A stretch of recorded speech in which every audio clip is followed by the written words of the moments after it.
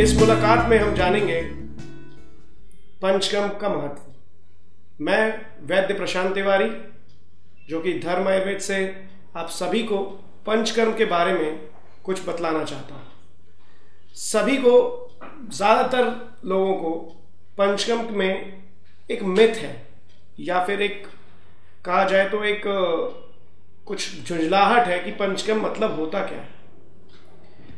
पंचकर्म को ज़्यादातर लोग आके कहते हैं कि वो एक ऐसी तकनीक है जिसमें कि मसाज किए जाते हैं या फिर तेल लगाकर शरीर में कुछ कुछ प्रक्रियाएं की जाती हैं, वो सब पंचकर्म है। जबकि ऐसा है नहीं।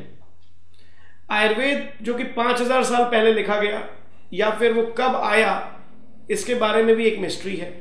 उसमें हर जगह लेकिन एक चीज क्लियर है कि पंचकर्म सिर्फ और सिर्फ एक बायो डिटॉक्सिफिकेशन या शरीर की शुद्धि करने वाली अलग अलग 5 चिकित्सा प्रणाली है। इन 5 प्रणाली में सबसे पहला नाम आता है वमन का, जिसे कहते हैं इंड्यूस वॉमिटिंग। वॉमिटिंग को इंड्यूस करना, इसका मतलब यह होता है कि शरीर में सारे टॉक्सिन्स को पहले घी खिलाकर या फिर उसे एक मेडिकेटेड फॉर्म में बोलस खिलाकर या घी को अलग अलग वे में स्टेप बाय स्टेप बढ़ाकर शरीर के जितने भी टॉक्सिन्स हैं उनको शरीर के स्टमक वाले पोर्शन में लेकर आना। उसके बाद कुछ ऐसी मेडिसिन देना जो कि वहां से टॉक्सिन्स को खींचकर अपनी ताकत से उसे वॉमिटिंग के फॉर्म में बाहर निकाल दे।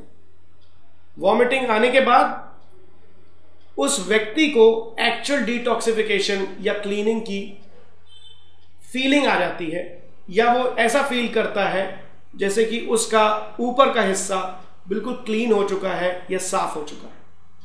ये डिटॉक्सिफिकेशन या पंचकर्म का पहला प्रकार, जिसे हम वमन कहते हैं। दूसरी प्रक्रिया का नाम है विरेचन। जिस तरीके से हमने वमन की बात करी, उसके बाद आता है विरेचन। वमन में हमने वॉमिटिंग इंड्यूस कराई थी, जिसके कारण ऊपर के हिस्से की क्लीनिंग हो गई थी।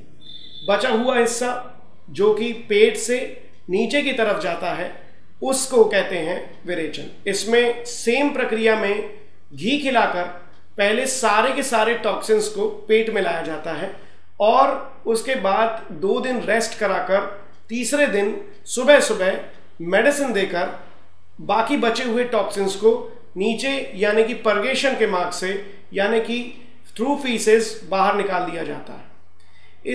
इस प्रोसेस से पेट में जमे हुए जितने भी टॉक्सिन्स हैं, जैसे acidity condition, hair fall condition, पेट के दर्द, अल्सर को छोड़कर बाकी सारे टॉक्सिन्स बाहर निकाले जा सकते हैं।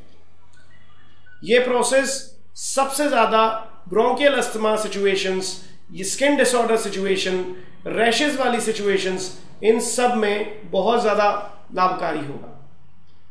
इसके बाद आती है हमारी तीसरी प्रक्रिया, जो कि सबसे ज्यादा महत्वपूर्ण, सबसे ज्यादा इंपॉर्टेंट, जिसका नाम है बस्ती। नाम बहुत बार सुना लोगों ने बस्ती के नाम से। एनेमा कहते हैं, जैसे एनेमा, मेडिकेटेड एनेमा जो हम देखते हैं, तो उसे लोग बिल्कुल एक अलग तरीके से लेते हैं। ज्यादातर मेडिकल हॉस्पिटल्स में इसे सोप वाटर एनेमा से कंपेयर किया जाता है, जबकि वो बिल्कुल अलग प्रक्रिया है। आयुर्वेद में 1000 से भी ऊपर डिफरेंट वेराइटीज के एनेमा बताए हैं, जिनमें अलग अलग हर्ब्स, अलग अलग कॉम्बिनेशंस के साथ सारी सिचुएशंस, हेड टू टो, सिर से लेकर पैर तक की सारी बीमारियों के लिए डिफरेंट टाइप के एनेमा बताए हैं।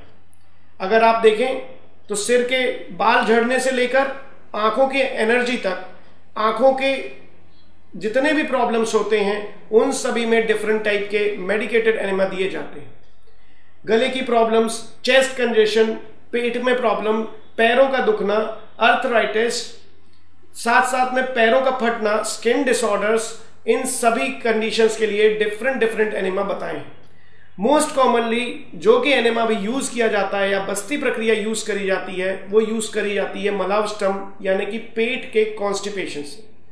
कॉन्स्टिपेशन जिसमें हार्ड स्टूल रहता है, उसमें एनेमा एकदम मैजिक की तरह, या कहें तो जादू की तरह काम करती है। इसके बाद की प्रक्रिया का नाम है नस्य। नस्य के नाम से ही पता चल जाता है कि नस्य मतलब नासा, नासा मतलब कि नाक, नाक के रूट से जिसमें मेडिसिन को एडमिनिस्टर किया जाता है या मेडिसिन दी जाती है, उस रूट को कहा जाता है या फिर उस पैथी को कहा जाता है नस्य।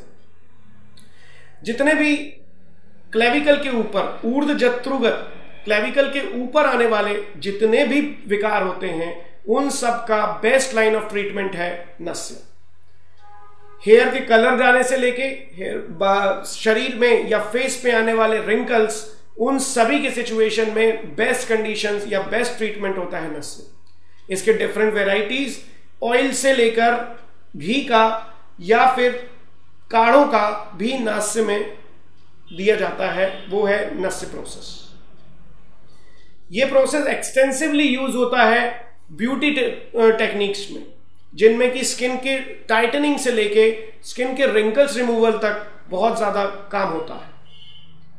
कान की प्रॉब्लम्स, आंखों की ताकत कम हो जाना, नंबर्स कम करना, बालों में रूसियां कम करना, इन सभी कंडीशंस में यूज होता है नस्य, और बहुत ही अच्छे से डिटॉक्सिफाई करके उस एरिया को क्लीन कर कर उस पर बेस्ट रिजल्ट देता है। Last but not the least, पांचवी चिकित्सा प्रणाली जिसका नाम है रक्त मोक्षण। रक्त मतलब ब्लड, मोक्षण मतलब इम्प्योर ब्लड को निकालने वाली प्रोसेस। ये प्रोसेस बहुत सारे कंडीशंस में या बहुत सारी डिजीजेस में बहुत ज़्यादा यूजफुल है। रक्त का डायरेक्ट रिलेशन आता है हमारी स्किन से। स्किन डिसऑर्डर्स ज़्यादातर रिलेट करते हैं हमारे रक्त से। कई डिसऑर्डर जो कि इन्फ्लेमेशन से रिलेट करते हैं, जैसे कि जॉइंट के पेन जिसमें कि स्वेलिंग हो जाती है या रेडनेस आ जाती है, उन कंडीशन में रक्त मोक्षण करना चाहिए। रक्त मोक्षण करने के बहुत सारे तरीके या बहुत सारी वेराइटीज चरक, सुश्रुत और वाग्भट ऐसे 3 बड़े बड़े ग्रंथों में बताई। उनमें से सबसे ज्यादा यूजफुल और इजीली अवेलेबल है जलौका विधि। जलौका का मतलब होता है लीच एप्लीकेशन। लीच लगाना यानी कि इम्प्योर ब्लड को बाहर निकाल लेना और नए ब्लड की फॉर्मेशन के लिए फिर से मेडिसिन देना, यही प्रोसेस कहलाती है रक्त मोक्षण की। लीच जिसमें कि खुद बहुत सारे डिफरेंट वेराइटीज होती हैं, उनमें से निराविष यानी कि जिनमें विष ना हो ऐसी लीचेस को अप्लाई करना, जिसकी 6 वेराइटियां बहुत क्लियरली हमारे शास्त्रों में बताई गई हैं। उनमें उनको यूज कर कर उनको लगाकर वहां पर analgesic property, anti histaminic property और एंटी इन्फ्लेमेटरी प्रॉपर्टी यूज करी जा सकती है। ये वर्ड थोड़े भारी हैं, लेकिन सबसे अच्छी बात यह है कि जब एंटीबायोटिक्स बनी नहीं थी तो बॉडी के इन्फ्लेमेशन को दूर कैसे किया जाता था, इसका बहुत अच्छा रेफरेंस बाबरनामा करके बुक है, उसमें लिखा है। कंडीशन ये बताई जाती है कि अरब्स में या फिर फाइटिंग की सिचुएशन में जब पहले लोग बीमार पड़ जाते थे या उन्हें दर्द होता था तो उसे ठीक क्या करता था, रक्त मोक्षण टेक्निक उस समय बहुत ज्यादा यूज होती थी। 12वीं शताब्दी से लेकर 18वीं शताब्दी तक बिल्कुल भी एंटीबायोटिक नहीं बनी थी। तो क्या उस समय लोग ठीक नहीं होते थे? उस समय लोगों को ठीक करने के लिए लीच एप्लीकेशन कर कर उनके इम्प्योर ब्लड को बाहर निकाल के और बॉडी को स्टिमुलस दिया जाता था, जिससे कि वो प्योर ब्लड और एक्टिव इम्यूनिटी के थ्रू अपने आप को प्योरीफाई करें, डिटॉक्स करें और खुद के खुद ठीक हो जाए। साथ में कुछ इंटरनल मेडिसिन देकर उस व्यक्ति की इम्यूनिटी बढ़ाना और साथ में उस कंडीशन को रिकवर करना, यही आयुर्वेद में बताया है। ये 5 प्रोसेस, वमन, विरेचन, बस्ती, नस्य और रक्त मोक्षण, ये 5 चीजें ही पंचकर्म कहलाती। इन 5 चीजों का नॉलेज हमें बायो डिटॉक्सिफिकेशन तक पहुंचाता है। एक बार बॉडी क्लीन हो जाए तो इंटरनल मेडिसिन देना और उसे फास्ट एक्शन में लाना, यही पंचकर्म का काम है और यही आयुर्वेद की बहुत अच्छी बेनिफिशियल चीज है।